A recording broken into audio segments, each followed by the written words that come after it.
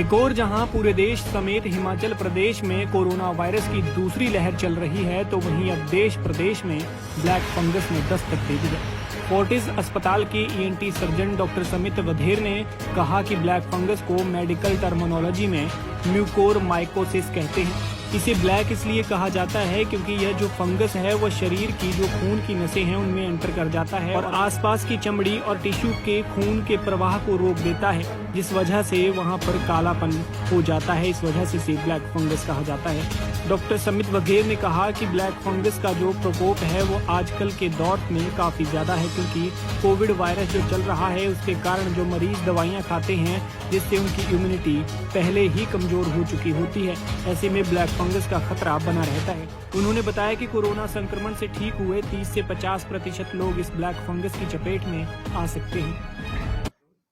Doctor साहब, क्या नाम है आपका और ब्लैक फंगस क्या है और इसे ब्लैक फंगस क्यों कहा जाता है? जी, मेरा नाम डॉक्टर स्मित वाधेर है। मैं एक ईएनटी सर्जन हूँ यहाँ फोर्टिस हॉस्पिटल कांगड़ा में। ब्लैक फंगस को मेडिकल टर्मिनोलॉजी में म्यूकोरमाइकोसिस कहते हैं। इसे ब्लैक इसलिए कहते हैं क्योंकि ये जो फंगस है वो बॉडी की जो नसें हैं, खून की नसें हैं, उसमें एंटर कर जाता है और वो आसपास की जो चमड़ी है और जो टिश्यू है उसका ब्लड सप्लाई रोक देता है और उसमें कालापन हो जाता है, इसलिए उसको ब्लैक फंगस कहा गया है। तो डॉक्टर, ब्लैक फंगस का प्रकोप क्या है? ब्लैक फंगस का जो प्रकोप है वो आजकल के दौर में बहुत ज़्यादा है, क्योंकि जो कोविड वायरस जो फैल रहा है उसके कारण जो यूज़ हुई जो दवाइयाँ हैं उसके कारण इम्यूनिटी पे असर हो रहा है और इसलिए ये इसका प्रकोप बहुत ज़्यादा है। मैं कहूँगा 30 to 50% से भी ज़्यादा हुआ है। डॉक्टर, ब्लैक फंगस के संकेत और लक्षण क्या है? हाँ जी, ब्लैक फंगस में सिर में दर्द होना, आंखों में धुंधलापन, आंखों की पलकों का भारीपन होना, उनमें सोजिश होना, आंखों के अंदर लालपन होना, आंखों से बहुत ज़्यादा पानी निकलना, नाक बंद हो जाना, साइनसेस में इन्फेक्शन होना, नाक से काला रंग का पानी निकलना या कभी कभी खून निकलना, ये इसके आम लक्षण हैं। डॉक्टर साहब, ब्लैक फंगस से अभी जो है वो मृत्यु दर क्या है? मृत्यु दर की अगर आप बात करें तो इस फंगस की जो मोर्टेलिटी रेट है, जो हम मेडिकल टर्मिनोलॉजी में बोलते हैं, ये बहुत ज़्यादा है। करीब 70% इसकी मृत्यु दर है। डॉक्टर साहब, इसकी चपेट में कौन कौन लोग आ सकते हैं?